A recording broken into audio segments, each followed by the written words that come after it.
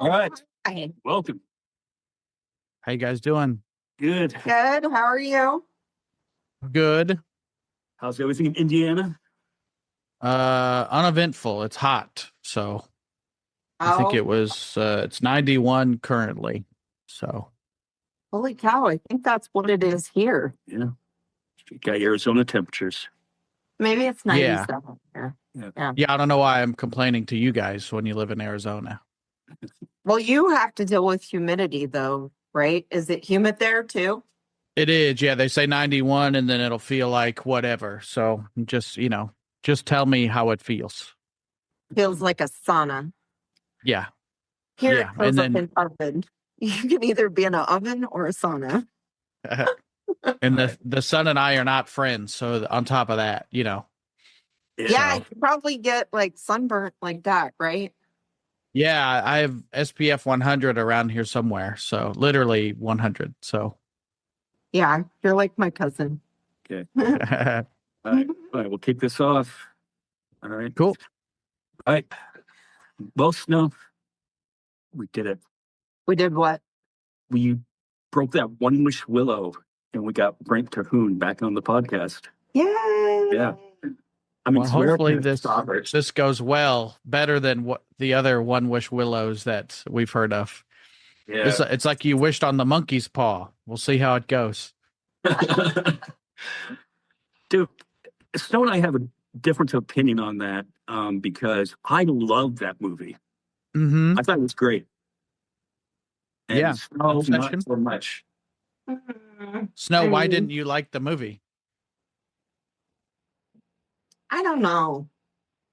I don't really know. I didn't think it was that great of a story. Mm-hmm. But never been done before.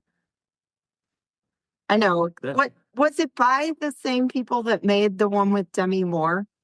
No, it was a first-time director. Oh, okay. Because it kind of, I don't know. I know it's like a completely different story, but I guess maybe the way the movie folded out kind of but I really liked the Demi Moore one. I did like that one. Well, I like this one because I like crazy chicks. And this girl's nuts. Yeah. The substance is similar to this, to Obsession, because it's a careful what you wish for story. Yeah. And sometimes in horror, what you wish for becomes what is your undoing.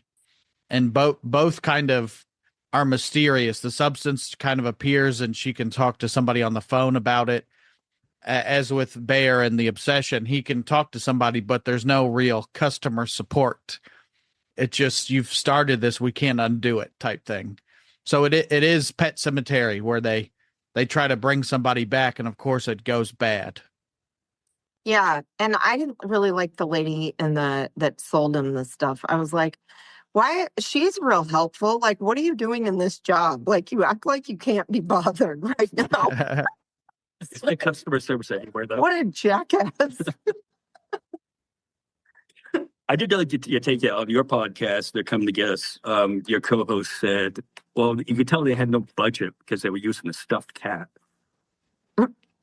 Yeah, Gavin, other than that, I don't know what are you using a real dead cat? Yeah, no, that'd be bad too. Yeah, it's I think they made the movie for $750,000, and I think it's made $400 million or whatever it is currently. So I think they did okay on it, don't you think? Yeah, that's pretty good then. But Bear was so irresponsible, and you're just like, you're a jerk. I mean, why was your dead cat around 4 days later for her to cook it up anyways? Yeah, well, he comes home initially at the beginning of the movie, and the cat is laying next to all the food out and next to pills, which we know the cat didn't unscrew the top of the medicine because a cat can't do that. So then the cat is just the reflection of Nikki throughout the whole movie. Is he doesn't really value that cat, and he doesn't really value her either.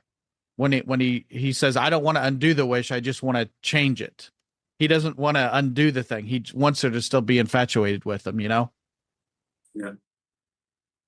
And I sort of feel like the bear myself a little bit because we have a comedian friend that is really loyal to us and he does the show all the time. But, I can't accept that. And I just got to try to get other people. And even though he's jealous of you, our friend Jail Caban, wait till he sees this one. So you couldn't settle for what you had. You had to greener pastures. Is that what this is? Well, I don't want to say that because I don't want to hurt his feelings. I think JL's doing just fine on his own. I think his impressions are far better than my impressions. You know, he's doing good. He's doing good. What we need to do though is get both of you out here and Kingman do like a co-headlining show.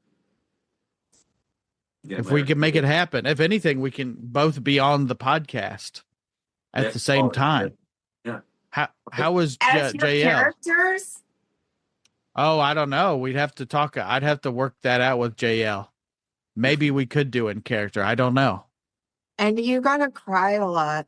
I love when he cries. That's all he does is cry. Cry out of anger, cry out of emotion, all of it. It's the best. How is he doing lately? Because it seems like he'd be really happy about everything going on right now. Right? Well, as I've said in the character before with Alpha Male, he is not happy unless he's mad. So it's a contradiction. If he's pissed off, he has never been happier. But if he doesn't have something to be mad about, he's unhappy. That describes almost everybody in Kingman. They just love being angry out here. Yeah, they can't just even since Trump won the second time, they just could never take the win. They just were like, why can't you be happy for us? Yeah, like you're not even happy for yourself. Like here, it hasn't rained in like a year, except for the last couple of days. We've gotten some rain, and now they're like, but the goddamn wind around here, Yeah, can you believe all this rain we're getting when we haven't had it in a year?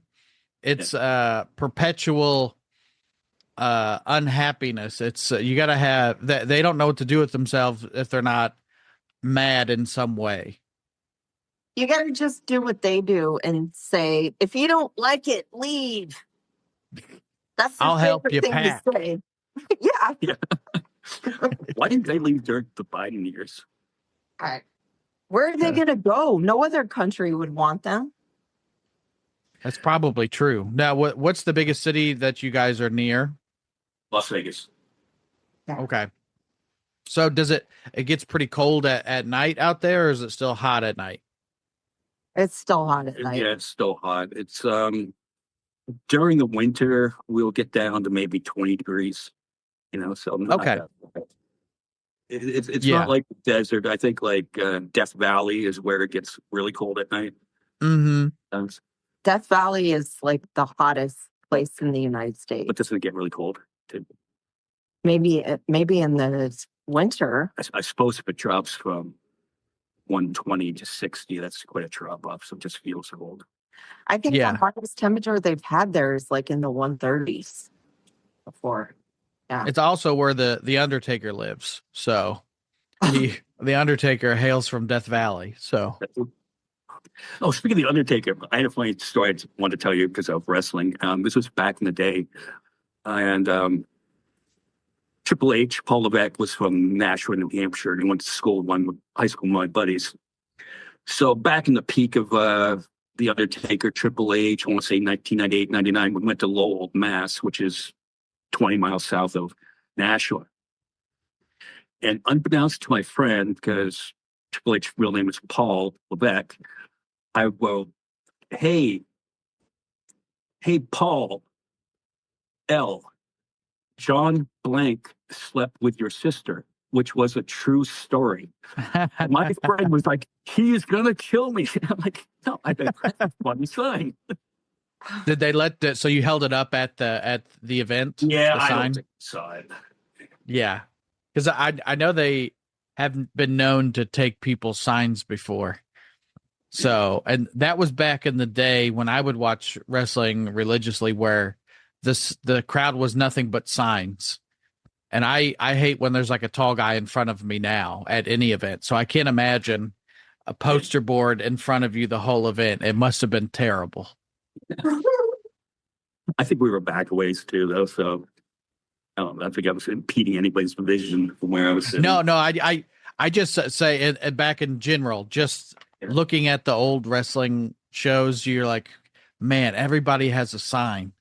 And some of it would be the dumbest stuff that you could never say on camera now, you know. But I don't think you see a lot of signs anymore. I don't know what changed in the culture if they just don't if they're like, hey, you can't bring that, poster board in here because you're going to block everybody's view. You still watch it? I follow everything online because there's, I think just with WWE is probably 8 hours of wrestling a week. That's a full-time job. Yeah. So like to follow everything, and then that doesn't mean everything is good. You know, sometimes you're watching it and you're like, this, I would watch like Hulu would have like a 90-minute version of a 3-hour show. And I would say sometimes the 90-minute version of Hulu is not all good. And that's a movie. And if you're watching a movie that's not good every week, you're like, this doesn't seem like the most fun, you know? Yeah. The one I do find it amusing now, you see it because of social media, is that Danhausen character, which is just hilarious. Yeah, he was a guy that I would have friends that would go to like see independent shows. So like just with the you have WWE and now you have AEW are like the two big ones, but then you guys probably have a show near you that's just independent wrestling. It's local wrestlers, and then they'd probably get like a former like big name wrestler to come in, and that's the attraction. He would be on those shows and be doing Danhausen. So he's probably been doing Danhausen for 10 years before you even heard of him on a huge scale. That's comedy in general too. It's, they say it takes 10 years to become an overnight success. So when you're like, oh, I just heard of this new guy, he just hit the scene, and really he's been doing comedy for a decade, Yeah. We had a Comic Con here, and of course they bring a wrestler, and the guy that they could get was Greg the Hammer Valentine. Yeah. But I felt so bad for him because he was just sitting there at his autograph table. Nobody was going up to him. I'm like, oh, look at this poor guy. And it really looked like they wheeled him up there. And I get, that business is tough on you. Mm-hmm. It's like, man, that's so sad. Yeah, there are people I go to cons, not necessarily for wrestling, but just in general. I just performed at one and here in Indianapolis called Indiana Comic Con. So like Nick Cage was like the big guy, and I guess it was like the first convention that he had ever done. And of course they had him sequestered. You couldn't even stand from afar and be like, that's Nick Cage, But I can't imagine being somebody that goes to a con and has a little bit of success, and then maybe you get 2 or 3 throughout the weekend, but you're there for the whole weekend. Like, that seems terrible to me. That's why I don't do cons, because that would be me. What other good horror movies have you seen lately? We just talked about Obsession was good. I was a big fan of Weapons from Zach Krager.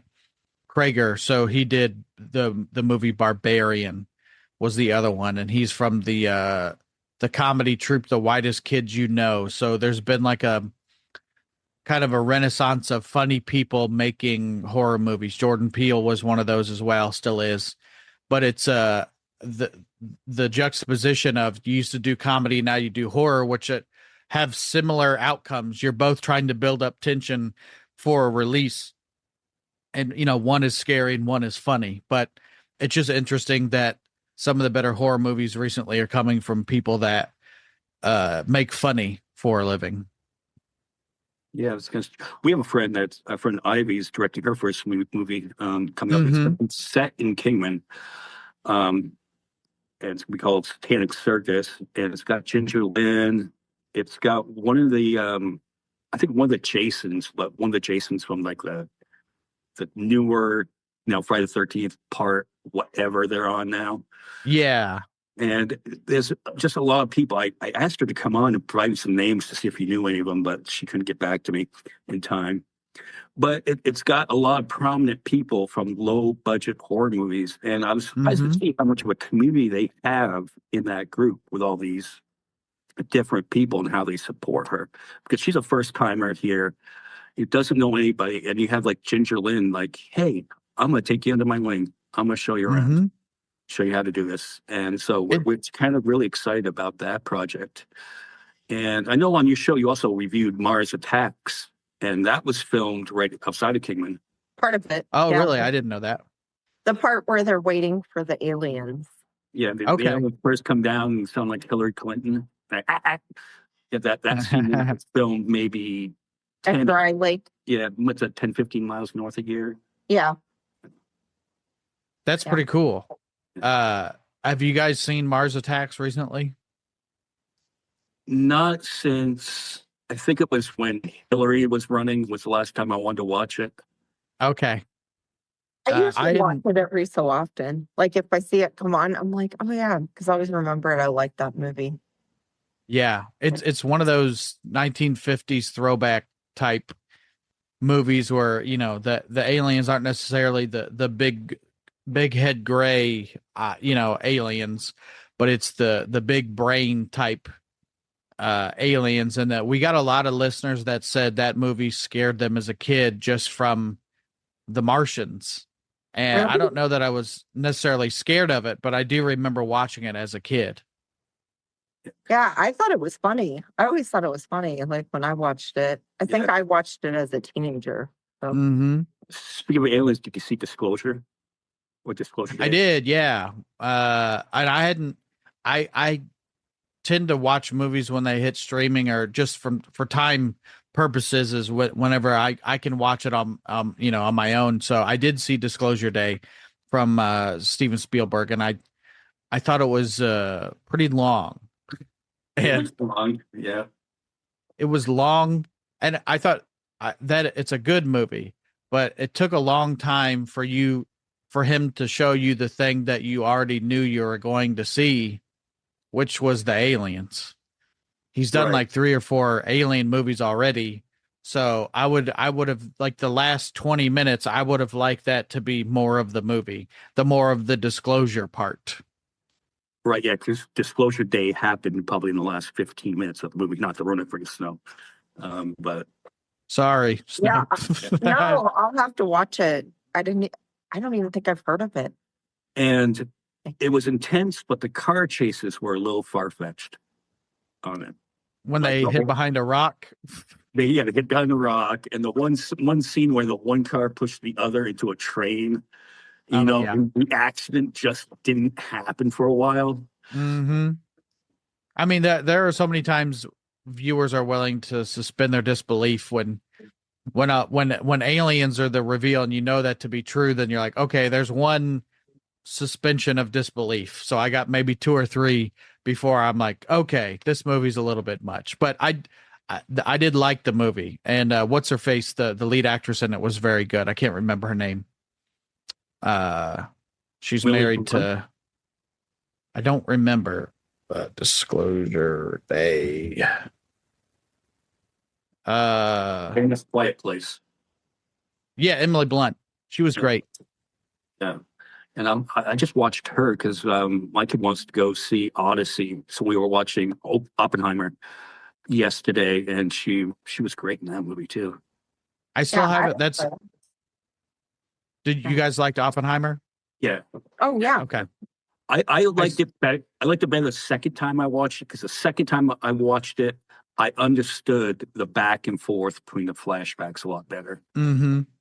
I haven't seen it, and it's the one of those that 3-hour movie has scared me off.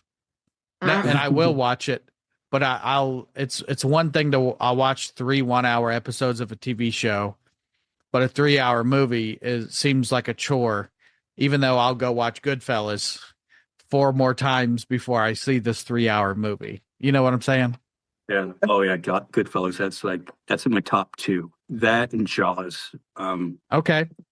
I saw Jaws when I was like 5 years old and went to the drive-in outside Burlington, Vermont. And I saw it, and between that and my sister pushing me off a dock at the same age, I can't swim to this day. I just, Mhm. yeah, You never learned how? no, no, push me in the water. I'm sure I'll do all right, but no. Probably not. Not if you don't know how to swim. But like you were making the point of, I think it was during this episode you were talking about obsession. Was the great thing about Jaws was the shark didn't work, so they had to use what you had, and that made it better because you didn't really see the shark. Your brain fills it in. Once you get the big reveal of what the creature looks like, it's always, for the most part, a letdown because in your brain, it's not. It's like when you read the book and then you see what they did with the actors, and you're like, that's not at all who it's supposed to look like, and you just painted it in your brain. So everything is a letdown after you pictured it in your brain. Yeah, yeah. So Especially a shark when we all know what a shark looks like anyway. Mm-hmm.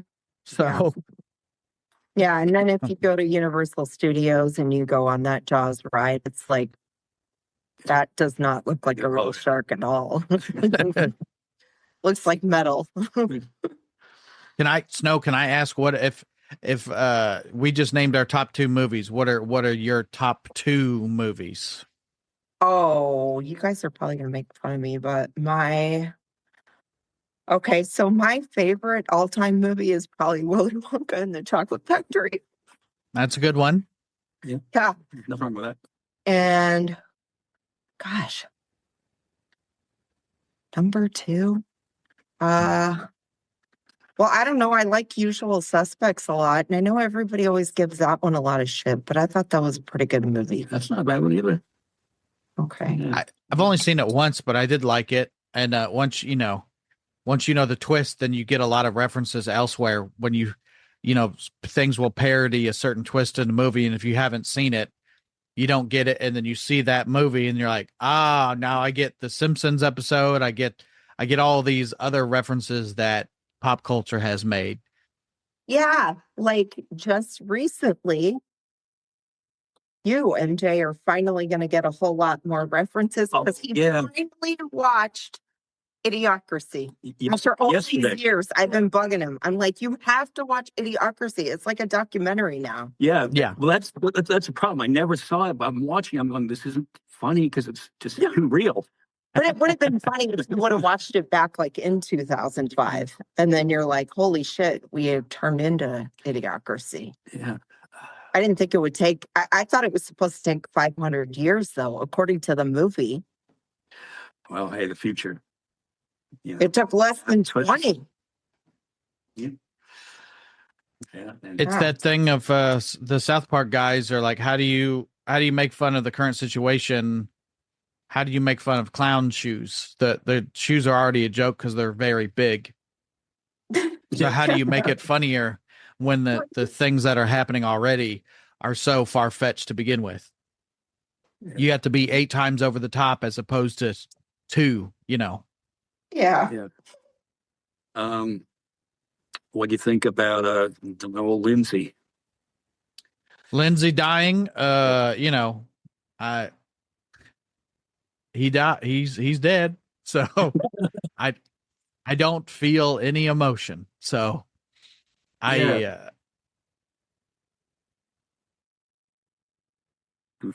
like, no. it's I don't I guess it was a shock because I don't know that anybody thought that he was in poor health.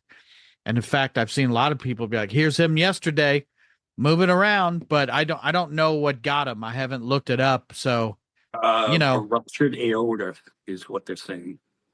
I don't know anything about that. I don't know if that's like you show signs or if it just happens. I will have to ask Dr. Oz. It's the same thing that got John Ritter. Okay. That was a real loss, though. John Ritter. What That about was one of the favorites. what about Mitch McConnell? Are you on the? I think he's there or not? I mean, if he's there, he's just there in body. He's on a feeding tube and whatever else you need to keep a corpse alive. But it is, it's not good when they keep delaying any kind of actual proof of life of him speaking. They'll post a picture of him in the hospital, and then, you know, you see the conspiracy people will be like, well, that picture was from 2013. I don't know that to be true, but it would not surprise me either. I think it's very suspicious either way when the guy won't actually appear on camera or anything. And it's also not a shock for the last 2 years. He would just freeze. And you're like, Yeah. this guy should not be in public office. One, and also I don't know where the guy that wants to be part of his career stops and the elder abuse begins, I think he would have wanted it this way though, because you know how he Yeah. likes to delay everything. Like I think even if he is just a vegetable, I think he's probably okay with it. Well, yeah, and you don't want to do anything the right way or give the Dems any chance of, Right. even if Andy Bashir appointed a moderate Republican in the seat for a few months, they wouldn't want that because they're not going to get the SAVE Act or whatever their plan is. Mhm. Yeah, I mean it all seems whatever the opposite of the up and up is. It's on the down and down. Yeah. Yeah, it's all very mysterious, and it is one of those things where for years people on the left or whatever would be like, "Oh, those guys over there are a bunch of conspiracy people." And then you see a bunch of lefties be like, "That's a picture from 10 years ago." Then you're like, "I don't know if this is conspiracy or real." The other side has made it so you can't even say anything without putting on a tinfoil hat. So then when you're like, I don't know, then you're like, you're getting into conspiracy territory. I'm like, am I, or am I just being a healthy skeptic? And that's just how crazy the world is right now, is you don't know what's right. There's times where I question myself. I'm like going, am I getting this wrong? Could I possibly be on the wrong side of history on all this stuff? And I think not. But Yeah, I think that's part of it, is to make you question your own motivations. To repeat a lie so many times that you blatantly know is not true. But if enough people accept it, I guess it is true at a certain point, right? yeah, do you find it hard dealing with all this stuff with the news and the constant everything is bad? I mean, yeah, I think it's I don't know that you're, as a human, you're supposed to consume everything all of the time. I don't know that it's healthy for the brain to be that way. And I think that's also by design, is a lot of information all the time. And, the news cycle, there would be, something would happen 10 years ago and that would stay in the news for a month. Tiger Woods got a DUI and the jokes would last for a month. And then Tiger Woods gets a DUI now and it's 2 days and then the next thing's happening. And that's been going for a while because, well, obviously we live near Las Vegas, and when the Vegas shooting happened, obviously it was 24/7 coverage. But a week later, you didn't hear about it, which I was like, wait a minute, where'd this story go? Yeah. And I mean, you guys are close enough to know that it didn't go away. People were still affected. And I think that's the news cycle. And I don't know. Part of it is the news, and if you don't talk about the next thing, you're missing out on those ratings. Yeah. Well, Snow and I had a mutual customer that is a brother of somebody that passed away in that shooting, and that guy was a conspiracy nut too. Yeah. So he bought into it that it was government come to take your guns. Trying to get guns. Yeah. And I was shocked because I saw him like a week later. I'm like, oh man, I'm sorry to hear that about your brother. And he just went right into the conspiracy story. I was just like, wow. Yeah. Yeah. Well, they're doing a terrible job of getting the guns. Yeah. Taking the guns from the gun people seems pretty difficult to me. Right. It's not working. As a matter of fact, there's some certain liberals on this show that went out and bought guns after this new administration and all the ICE stuff earlier this year. I mean, they're trying to take them from you, from whoever. I won't say who. Yeah. But that's the fear thing, and then fear is a definite motivator. It's probably a bigger motivator than, I mean, hope is a different motivator too, but man, do we get defensive when we think something's about to happen. Well, Yeah, I was since I have my real name was a really common name on it, so my background check took a while, but it was so long that I started thinking, because I do this podcast, I'm like, they're sending the authorities for me. ICE going to be here any minute. They're gonna claim I was Mexican or something like it and just took me away. Did you say? And then they play the clip back. Guilty, sir. I mean, I think if that's the case anymore, I don't know how they would be able to manage the list of everybody, but I'm sure if they wanted to, they could. Yeah, well, this is what I was talking to Snow about. I'm like, do they start at the top? Do they go after Jon Stewart? Or do they start at the bottom, Snow and MJ? Because no one would really miss us if we were gone, other than our friends and family. I don't know. I think they'd want to make a statement, so they'd at least go with sort of well-known people. Like, I think we'd be safe for a while. That they'd go with like a mid-tiered, like a Pete Dominic.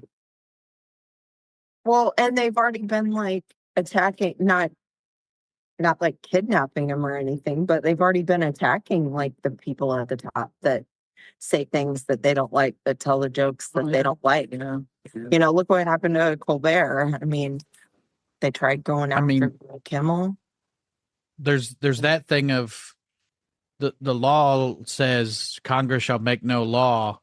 So the closest we can get is the FCC saying don't do that. That is a direct violation of the First Amendment. It's one thing for you to say don't say that because you're not the government. So then that's just going to create a chilling effect in the marketplace. So now things won't be said because we're thinking, oh, we don't want to catch a fine. It's not how it should work. You should be able to say it and then you get the fine afterwards or whatever it is. But just you created a marketplace where you've silenced people before they can even say anything. And that's the government doing that, not anybody else. Yeah. Do you take any solace with Colbert being gone, that the show that you appeared on, Comics Unleashed, is now in that spot? My kid's grandfather was watching the episode that you were on. I happened to be walking by. I'm like, hey, I had that guy on my podcast. He's like, really? Yeah. It's I'm glad that the spot went to something that's comedy, because I think if it's not comedy or something artistic, it would have been the slap chop or whatever newest paid programming would have been. I don't even know what's on TV anymore, really, because I don't even have like access to TV. I have all the streaming stuff, but I don't even know what's on TV anymore. Besides, they would have shown, CBS. So 2.5 Men reruns. I don't even know if that was a CBS show, but like, I'm at least, I'm glad me and my friends are getting opportunities. Yeah. Have you only been on that once? I've only done it once. Yeah. So, the way they did it, I think the day I think they shot 5 or 6 episodes. So Byron Allen is like a media mogul. Like, I think it's called comedy.tv is the channel, because my mom would watch it all the time.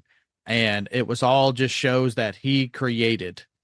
So, and I don't know if you guys also know this, but he owns the Weather Channel. What? Oh, I didn't know that. Yeah, Byron Allen owns the Weather Channel. He's a legit billionaire. He doesn't have to do that show. What did he originally do? What did I know that name from? I thought he was a football player. No, he was. Oh, He did. He's been a comic forever. Like, I think it was the Comedy Store documentary. Jimmy J.J. Walker would say that Byron Allen would write jokes for him and vice versa. So it is a weird thing of, because I told you that he owns the Weather Channel. Why would he own the Weather Channel? Why would that guy? Yeah. I don't look at him and think that guy's a billionaire. I mean, what billionaire is going to be hosting a show all day, every day? And he's great at what he does. So it's just kind of an odd thing when you find out, oh, that guy actually has a legit pull. Yeah. I wanted to thank you. A few months ago, you made a video for us when our board of supervisors was wanting to take LGBTQ books out of the libraries, and a friend of ours who wrote The Beautiful Something Else, Ashman Otterloo, we had them on the show, and the board of supervisors just was not listening to public opinion in this area. We had like a 90% of people were against this on it. We had hundreds of signatures not to do it. But there was 3 board of supervisors that just chose to override this for whatever reason, which I think there was a little bit of homophobia for the most part on it. But so thank you for that video. But the funny thing that happened was I'm on a county commission today, and we had an hour break. So I'm sitting here writing show notes and stuff like that. And I'm sitting in the board of supervisors, the one who seconded it. His name's Sonny Borelli. I was sitting in his seat while I was writing the show notes for this. I'm like, wow, this is kind of ironic. Mm-hmm. Now, so the decision came down that they're going to remove all the books from the libraries that have anything to do with LGBTQ or sex in general, or what is the vague consensus they came to? It was basically anything that had any kind of gay theme, trans theme, whatever they justified it, or stuff with witchcraft, Mm-hmm. Dungeons and Dragons, stuff like that. Yeah. And they said, well, we need to control this. And the argument was, well, they already have a process through the National Association of Libraries, how this is supposed to take effect. And they said, no, we don't trust that because that's a bunch of leftists on it that want to convert everybody, and we want to, transition everybody because they're going to read a book. Yeah. In all fairness, you're dealing with books, so it's probably leftist because it is books. But yeah. I mean, it's a slippery slope. Do you remove the Wizard of Oz? Yeah, because it's got witchcraft in it.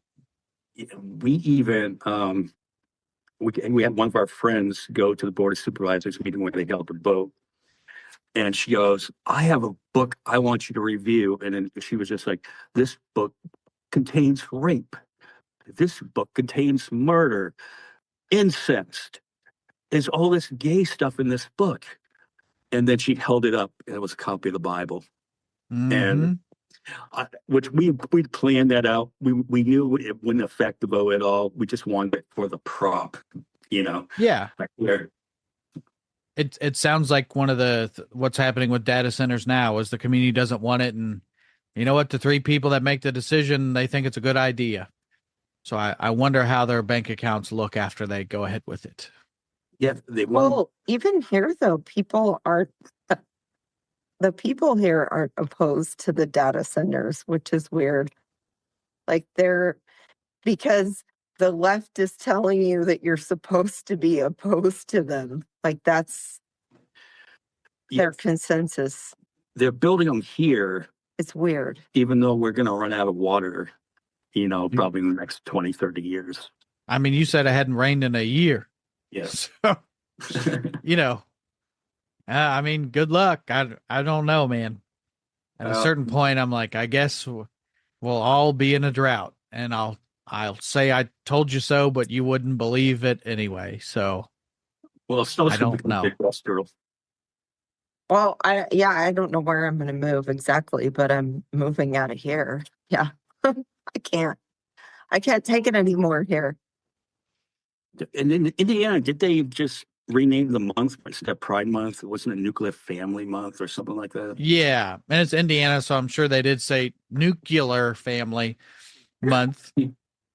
Yeah, just so happened to be June 1st, the start of Pride Month, and not shocking, the governor, Mike Braun, but we do have a lieutenant governor. If you guys look up Micah Beckwith, he just looks like a gay Seth MacFarlane. And I only say that because man, the guy appears to be a closeted homosexual man who it'll be the Lindsey Graham thing where people will they'll be like, "Oh yeah, Lindsey Graham was definitely gay. He never said he was." And Micah Beckwith is definitely gay. And that's fine, but don't use your political power to trample everybody else. Do you see what he looks like, Snow? See. He does look like. Oh my God. Oh, yeah. Jeez. And he's the kind of guy that posts, once or twice a week, all kinds of everybody's talking about him, and it's never for good reasons. Yeah, ban Muslim prayer. Yeah, the call to Muslim prayer 5 times a day, and I live by a mosque, and never once have I ever heard the Muslim call to prayer, but I have heard all of the Christians knocking on my front door. Yeah, So, why can't they just ignore? If you don't like it, just ignore it. Like I don't understand it. I mean, Micah Beckwith is a pastor who is part of a church. The co-pastor. You should look this up because I'm going to get all my information a little bit wrong. But Okay. the co-pastor's son possessed stuff that I don't know if you want to talk about on this show, stuff that you should not possess, videos of people. Okay. If that makes sense to you. People. Okay. Because he's like associated with the Life Church. Yes, underage people and stuff. So, yeah. So then, and apparently Yeah. the dad knew about it and did nothing, and now the pastor is back reinstated in the church.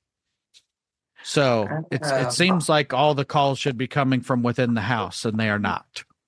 Yeah. Every single time it's that, every single time the people crying wolf are. Yeah, child exploitation. Jesus. Well, they are the guardians of pedophiles. Yeah. So nuclear family month, guys. So wow. Hey, and you do a lot with the Evansville Pride Festival? Yeah, my co-host on They're Coming to Get You, Gavin, lives in Evansville, Indiana.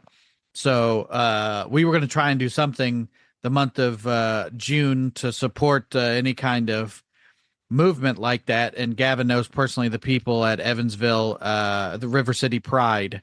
So we decided we made a shirt and we took all 100% of the profits from that and we donated to River City Pride. And it's one of those things where I didn't know them, but Gavin knew them, and that's good enough for me because you could give to a big organization everybody knows, and that's all well and good. But if you know them personally and you could see that change in your community, I think that's even better. So over the month, I think we ended up donating $150, which is not nothing, but it's not a ton. But my show Saturday, we had people show up in front row. They were wearing one of the shirts that we sold in the month of June. So yeah. Oh, speaking of that show, how'd that go? Yeah, so I filmed 2 shows for a comedy special. Gavin was on those shows as well. And so I ended up doing about an hour piece on each show. And it was to film a comedy special. So, yeah, I think I'm happy with it. And I think we got what we needed. So hopefully in a month or two, my special will be on, or at least it'll be done. I don't know when it's going to come out, but it'll be on my YouTube channel. So you can search Brent Terhune and subscribe to my YouTube channel. Great. Oh, cool. We're looking forward to that one. Yeah. I did enjoy my time in Indiana.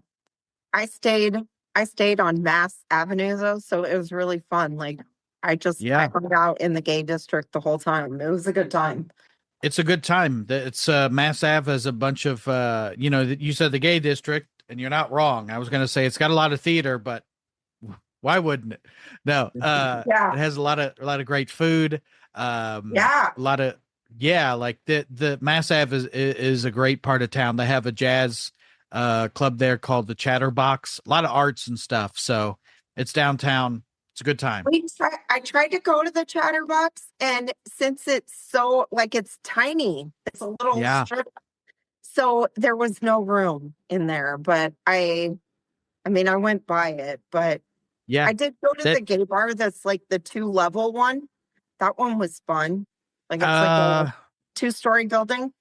I can't remember what that one is called. I think that's where I bought my gay pride Bud Light bottles that I first destroyed.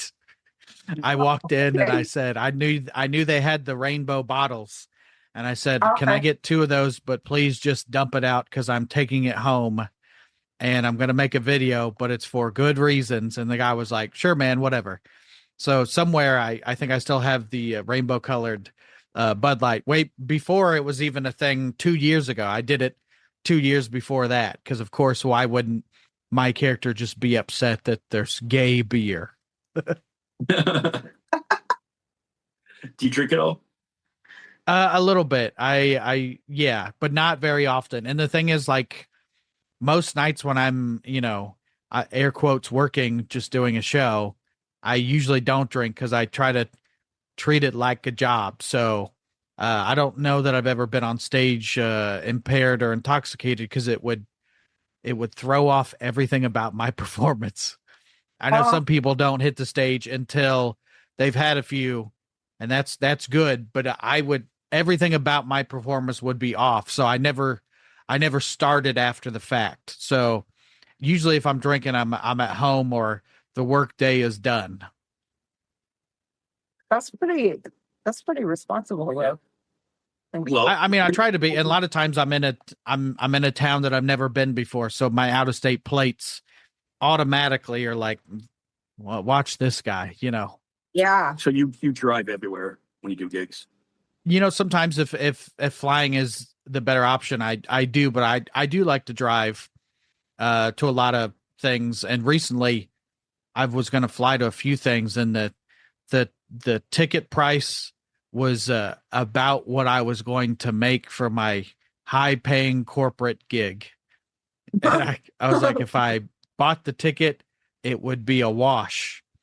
So Yeah. I would drive, but I love to drive. I love to be alone and in solitude. And I listen to my books is what I do. So And we jail command doesn't fly, so this year we did a pod jam up in Vegas, and we had picked him up at the Amtrak and brought him up there. But at least we were able to show him that we weren't kidding about Kingman.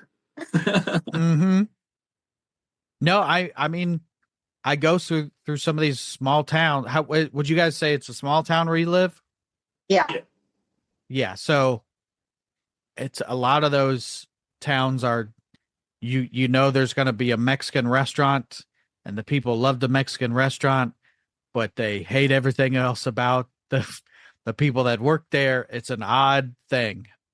Yeah, they wear their Trump gear inside the Mexican restaurant. We have about probably 15, 20 Mexican restaurants. Yeah. Wait, do you think we have that many? Yeah. I mean, we do have more than one. We're not that small. We're maybe 35,000 people, something like that. Yeah. So it's Okay. not small. Yeah, it's not like tiny, but it's still. I would call the tiny. I call them a Dollar General town. We've you got roll- a ton of Dollar General. About 4 of those. I mean one Dollar General town, and that Dollar General serves the 4 towns outside of it. Okay, well, we don't want to keep you. And I know it's getting late where you're at. I know we got family and stuff like that. But thank you for coming on again. We really appreciate it. We've always been friends. You've been with us since the beginning. I know JL does the show a lot more, but you were there for us like within our first 5 or 6 episodes. You were making videos for us. So well, really I try and you guys are never bothering me, so you can. would be happy to do the show more than JL, just in competition. But We'll get ask you me. both on at the same time. As I know, we a think matter of for fact, you. as a matter of fact, JL's coming out. You're a Metallica fan, right? Yeah. They're doing the Sphere. Yeah. This is what I'm gonna say. The end of January, I'll send you the information. JL's coming out here, and I'm picking him up in LA. We're gonna try to do a show either in Laughlin, Kingman, or Vegas. A show for him as he's gonna do a Trump show in one of these Okay. locations. But yeah, we'll give you the information. If we could get you and JL, Oh, that would be headline. so cool. Yeah. Double and we bill. go see Metallica at Spear. Man, it's a win-win-win-win-win. Yeah. Nice. With Well, that. like I said, you guys would never bother me. The worst I can say is no, and I won't. So Yeah. All right. Well, we appreciate you. thank you guys. It's very nice talking to you again. All right. We'll talk again. Nice talking to you Bye. too. See ya. Thank you guys. Bye. Bye. I thought it was better than this first one. I know. I love him. He's so cool. JL's gonna fucking JL's gonna enjoy this one. Just gonna say he just does it to be funny. I know. don't think he really. No, he doesn't care. I